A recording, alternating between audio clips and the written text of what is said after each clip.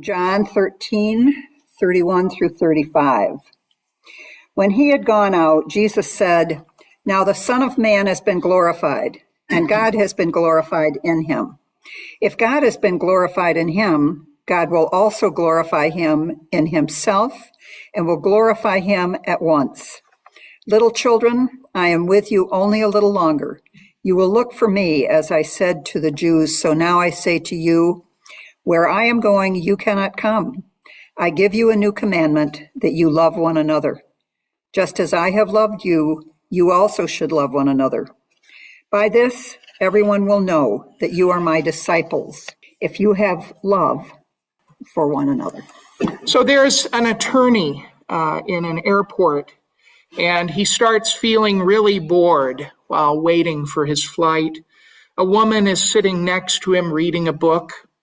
He figures that she might be bored as well, and sure that he is smarter than a lot of people, he decides to try to interest her in an intellectual game while they're waiting.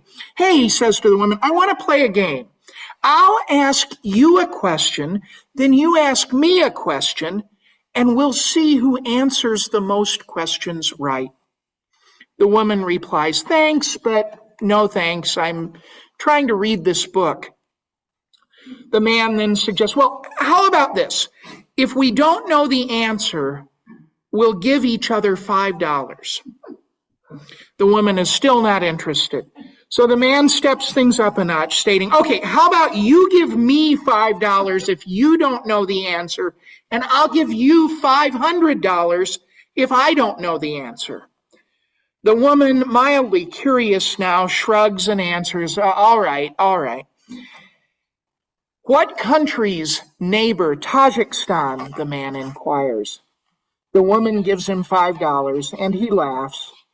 She counters, "What has 12 legs at birth but loses one every time it rains?" The man looks at her with a confused expression. He repeats the question to himself multiple times, starts to look it up on the internet. The woman goes back to reading while the man reads every single website he could find. He spends hours searching and even starts calling friends and family members to see if they know. Eventually, his flight arrives. The man sighs in defeat and hands the woman $500. She smiles and takes his money. "So what's the answer?" he eagerly wonders. She gives him $5.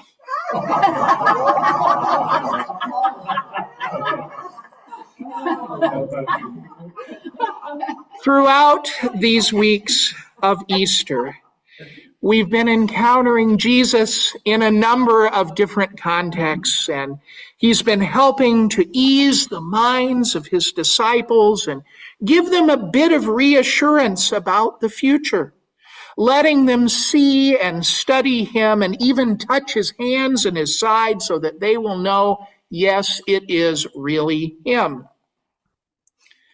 Enabling them to catch an abundant load of fish, then sitting with them and eating breakfast with them. Charging Peter with keeping his sheep and tending his flock. That's where we've been these last few weeks of Easter. We've been reminded that Christ is the good shepherd and that despite tumultuous circumstances then and now, we remain held tightly in the hand of a loving God. Now, it seems it is time to wait. Sort of a letdown, isn't it? I mean, finally, Jesus has helped us to accept the discovery at the empty tomb, to get us beyond our skepticism and suspicion and move us to celebration in the life that has overcome death. Now, though, he's preparing his followers for a much longer absence. I mean, what is all this resurrection about if Jesus is not going to stick around? Human beings, most of us anyway, do not look forward to waiting around. It's tough for many of us. We'd rather get to the next thing and forge ahead in a nice, neat progression, one thing right after the other. Now Jesus is letting them know that A, he died, B, he rose from the grave, yay! C, he has come back to them. D, he's going to leave again. And E, they are going to have to figure out how to live in this in-between period before he comes back again, which is also promised in one form or another, depending on how one reads the Gospels. But the point is that there will be waiting, and they will have to navigate the time in some significant way, because Jesus will not be immediately there in front of them in the same manner as he has been with them, teaching them, instructing them, correcting them, and setting them on the right course. It just won't be the same anymore. It's fitting that this passage that Sue Welcome read for us from John chapter 13, verses 31 to 35, is at the beginning of a section of material in John chapters 13 through 17 that's basically this long speech of Jesus. Many, including me, have called it Jesus' last earthly will and testament. It contains what Jesus most wants his disciples to know and have before he leaves his life in this world. We revisit this key instruction of Jesus now in this Easter season as a critical teaching that he wanted to leave to his followers for their reflection and their action. After describing how God has been glorified in him and that he would only be with them a little bit longer, going to a place they cannot follow him in the present, he gives them a new commandment, that they love one another. I give you a new commandment, that you love one another. Just as I have loved you, you should love one another. I mean, from a leadership perspective, it makes sense. If you want to sustain a movement, maintain cohesion in a group of people, and provide some manner of continuity, it really does help if people get along. But the commandment, love one another, is about more than keeping something going. By calling it a commandment, it elevates it and it gives it weight and force. So remember, when the Israelites wandering in the wilderness were given commandments, it formed them as a community. It made them who they were in relationship with God and in relationship with each other. It gave them not only a structure, but an identity. I hear that in Jesus' final line that Sue read. By this, everyone will know that you are my disciples, if you have love for one another. So just as the earlier commandments and laws set the Israelites apart from other groups and tribes, this whole thing of loving one another is going to really stand out in the world for this community of Christ followers. It's going to be that which sets them apart. Mark Price puts it this way. In the gospel, Jesus' death, though imposed upon him, becomes a gift essential to the transformation of his followers into a community defined by mutual love. Similarly, Jesus' physical departure in the death, resurrection, and ascension is the necessary motivation for the disciples to form a new community based on an understanding of what Jesus said in his life and what he did in his death, the embodiment of the command to love. While it's true that the earliest Christians had a strong feeling, and they did, they had a strong feeling that Jesus was going to return to the earth momentarily, immediately. By the time they got, and we read that in the New Testament, if we read all that urgency, it's because in the Christian mind of the early first century, that's what they held as their belief. But as they got to the end of the first century, it was recognized that the time between Jesus' ascension to heaven and his return was going to be extended.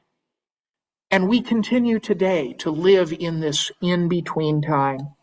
As the centuries wore on, Christians have become less sure of how that return will happen or take place, though many have tried to give very firm predictions. But what seems to be most vital in it all is that we not be so caught up in packing our bags for when Jesus comes in glory. I know some of you are really involved in packing things right now who are moving in the congregation. But rather it's to live out the kind of glory he referenced that gets demonstrated and embodied in love. Not how well can we get ready for the next thing, but how well can we love? Jesus in John chapter 13 is offering a way to live in the in-between time that truly keeps him present with them and the community that he began thriving. I think he also knew that the world would need the testimony, the witness of our community of love.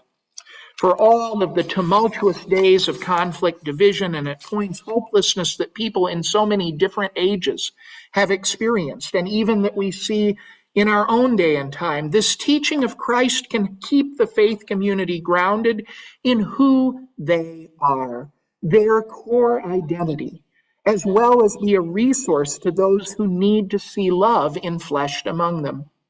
Benjamin Kramer speaks to this regarding the present context, writing, "The power of Jesus' command lies partly in its simplicity.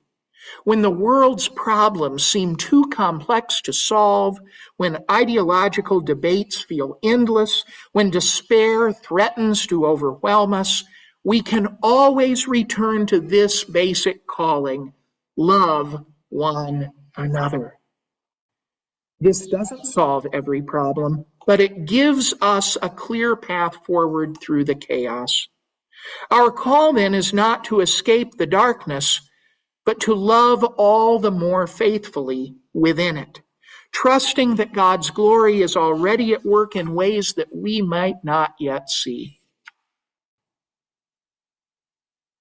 As we think about our own faith community, we have heard very vividly and even in song today of the importance of our worship. How impressive it is that despite our migrations over the last several years, we have remained remarkably coherent, cohesive, and connected through our regular weekly worship services and experiences. We commit in coming together as a covenanted people, the Pine Hill Congregational Church. When we worship together, as we have heard, this is one expression of at least one of our 4 L's, if not more. Love one another, Jesus' commandment.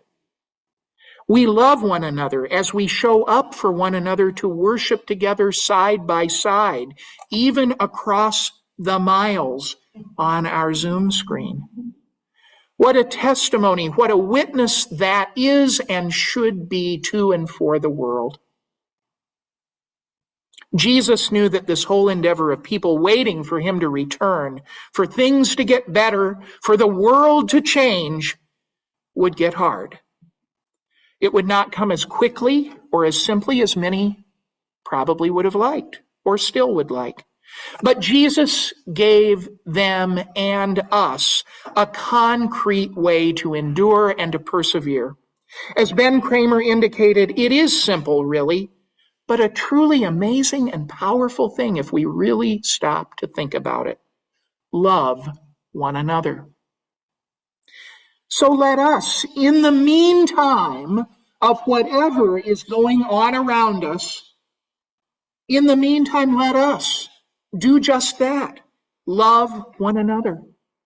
And let's extend that love as much as we can so that all might know what we already do, that it is love that is at the center of what binds us and holds us and keeps us together.